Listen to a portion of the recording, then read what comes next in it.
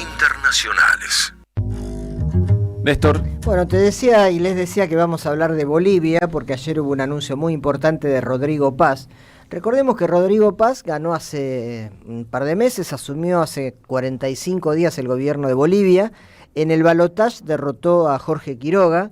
Eran dos opciones de derecha después de lo que fue toda la crisis del MAS.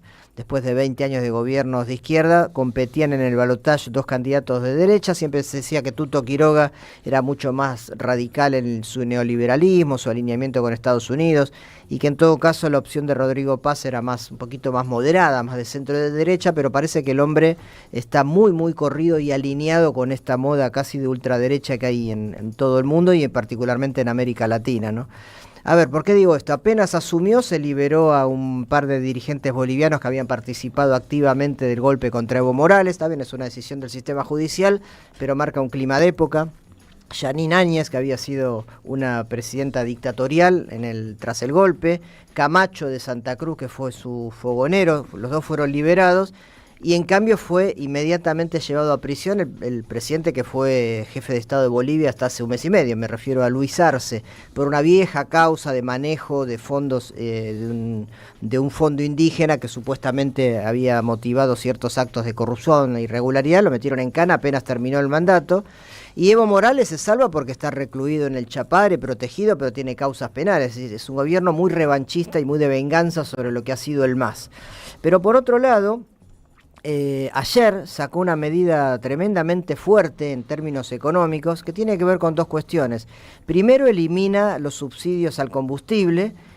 Recordemos que Bolivia es un gran productor de gas, más allá que tiene una crisis importante en ese sector, y que durante todos los años, 2 décadas de acumulación económica de Bolivia, que salvo el periodo final muy crítico, fue lo mejor que tuvo Bolivia en su historia, en términos de distribución del ingreso, de crecimiento del PBI, de acumulación de reservas, de expansión de derechos y demás.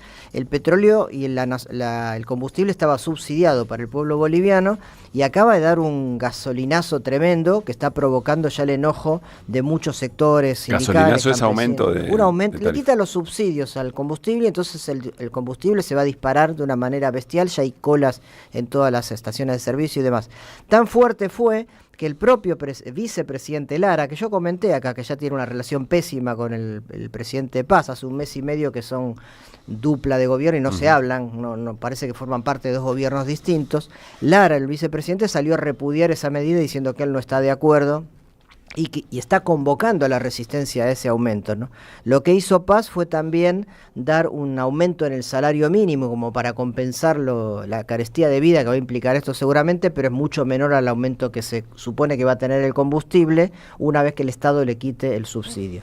Y lo otro que lanzó, que es lo más tremendo en términos económicos, es un decreto de emergencia económica, una especie de decreto de necesidad y urgencia, diríamos en la Argentina, que tiene varios puntos. Uno de ellos es la quita de subsidio al combustible, pero otro es un esquema muy similar al RIGI en la Argentina, es decir, un esquema de favorecer las inversiones extranjeras con mucha ventaja para el capital extranjero. Los fundamentos de esto que se llama medidas de emergencia económica para Bolivia, se habla de toda cito textual, ¿no?, corrupción de los últimos 20 años, Estado tranca, ponen entre comillas, en el sentido de que el Estado trabó el desarrollo de Bolivia en 20 años. Un delirio, porque si Bolivia creció alguna vez en su vida fue en la estabilidad que gobernó Evo Morales y ninguna otra época.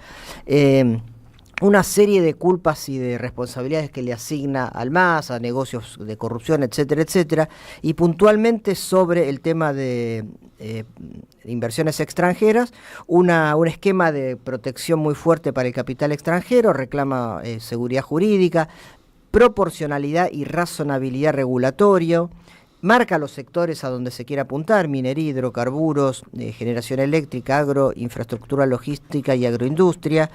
Una medida de fast track, es decir, de aprobación rápida de las inversiones extranjeras sin mucha historia, y una ventanilla única, así se llama, que va a manejar la Cancillería. Es muy parecido al RIGI en la Argentina, con tema impositivo también. Que no es casualidad, ¿no? No es casualidad, y quiero cerrar con eso. ¿Por qué no es casualidad? Porque entre otras personas que están asesorando a Rodrigo Paz está Fernando Cerimedo. el mismo que asesoró a Bolsonaro, el mismo que asesoró a Milei, el mismo que ha manejado campañas políticas con fake news, con un trabajo muy fino en el informático, en las redes, en captación, en información falsa, etcétera, etcétera, es el que está asesorando a Paz, y esto ha provocado una crisis, insisto, con el propio vicepresidente, que ya se le despegó. Así que bueno, lo que se pensaba que iba a ser un gobierno más o menos de centro derecha, de transición, se ha convertido en un gobierno de la derecha dura, como la que vamos a tener también en Chile dentro de poco tiempo, y donde también existen en varios países de la región. Gracias, Néstor. En AM530 pasan muchas cosas. Y todo lo